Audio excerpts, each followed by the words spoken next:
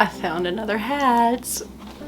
I actually have a few more to show off for you guys sometime, but this one is Star Wars. Finally found a cool Star Wars hat. So this hat is black and it has cartoon versions of some of the characters embroidered on the front of it.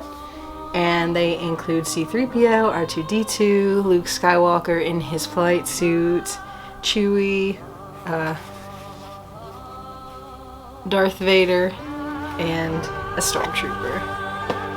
Very fun. Very fun. Welcome to my channel. I'm Dani Marie AUC.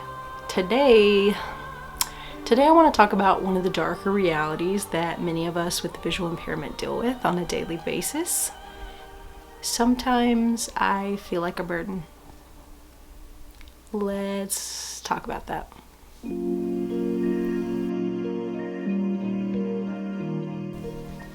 If you guys have been enjoying my content and would like to support me, please like, subscribe, and share my videos. I appreciate it. Before we jump in, I want to preface this with a bit of a warning. This is a bit of a heavy topic, and it's something that many of us deal with and struggle with for years and years before we kind of work through some of it. But it's very real. And it's very painful sometimes. I'm thankful that I have been able to work through a lot of the struggles I've dealt with, but even so, I still struggle, and it's okay if you do too.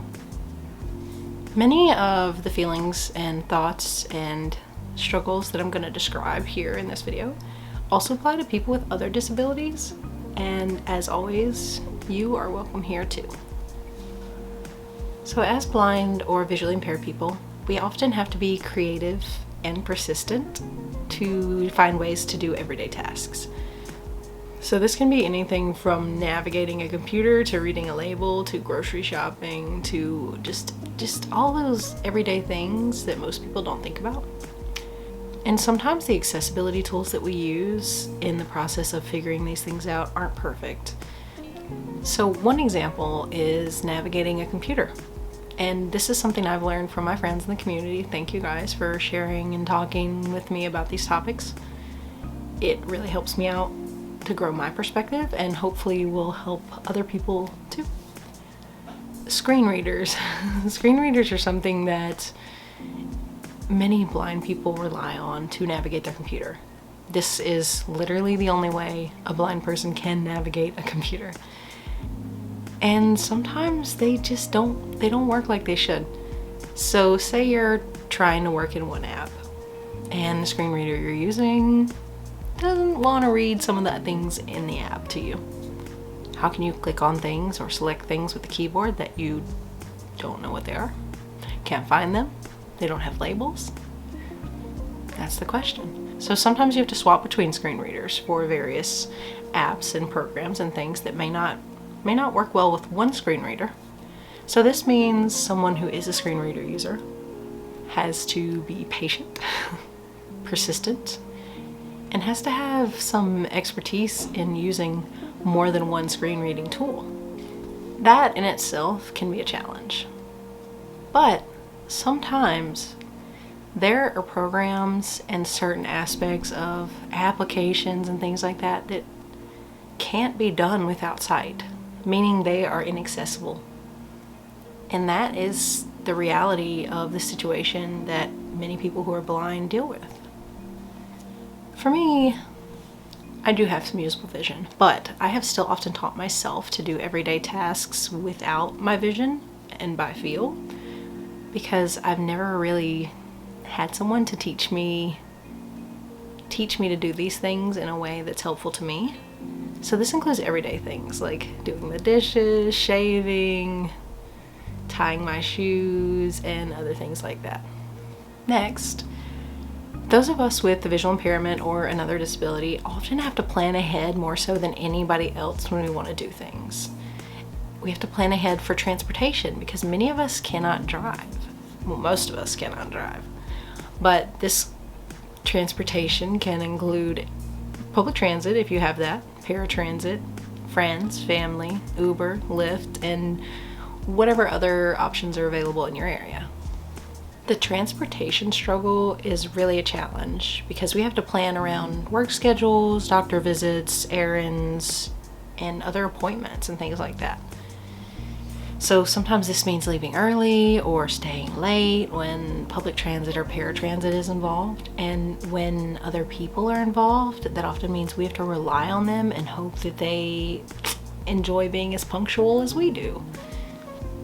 Most of the time, riding with another person or carpool is perfectly fine. But sometimes there's a lot of worry involved. We worry they'll be on time, worry they will be a safe driver, worry their car won't be a disaster or won't be filled with trash, and we hope that they won't forget us. I have honestly been in every single one of those situations. I've been broken down on the side of the road with someone who probably didn't take care of their car very well. I have been in the messy cars. I have been in the cars where I wasn't sure I was going to make it to my destination.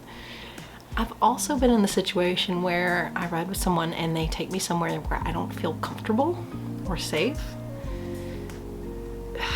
It can honestly be a nightmare. It really can.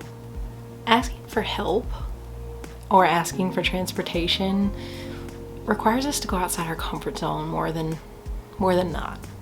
And that's really hard for most of us. Honestly, that's hard for many normal people.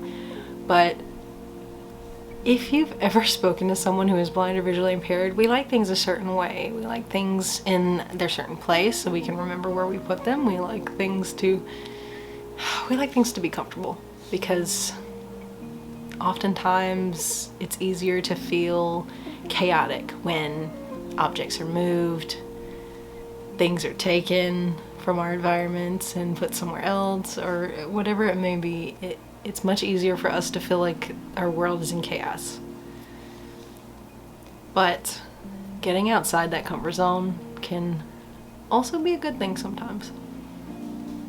Once you work up the courage, get out of your comfort zone or whatever, and ask for help, sometimes we can get a negative response. And even if that negative response is just, I can't help you, I can't take you today, it's still a letdown because we already planned ahead, we know what we need to get done, but now on top of planning ahead and being creative and persistent, we also have to be flexible, which means often we have to have a list prepared of things we will need in case someone suddenly feels ready to take us where we need to go, or we have to be patient when they can't. And this is hard because if you're somebody who drives, you say, I could use this, this, and this. Okay, I'm gonna drive to the store. And you get in your car and you go to the store and you get what you need. That's great, but we don't have that luxury, and it really is a luxury because people take it for granted so much. But it's a tough one, and it affects every single day. And for those of you who live in areas with good public transit, I know that comes with its own struggles, but don't take it for granted. What about communication and advocacy? Communication is hard for most people because most of us never learn those skills. We don't learn them from our parents. We don't learn them from school. Where are we supposed to learn them from? This is the same for the blind and visually impaired community. So speaking up for yourself and asking for the things you need is really hard.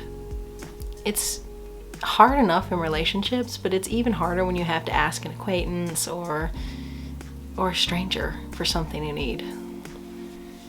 The only way I know to get better at communication, speaking up for yourself, and asking for what you need is to practice it.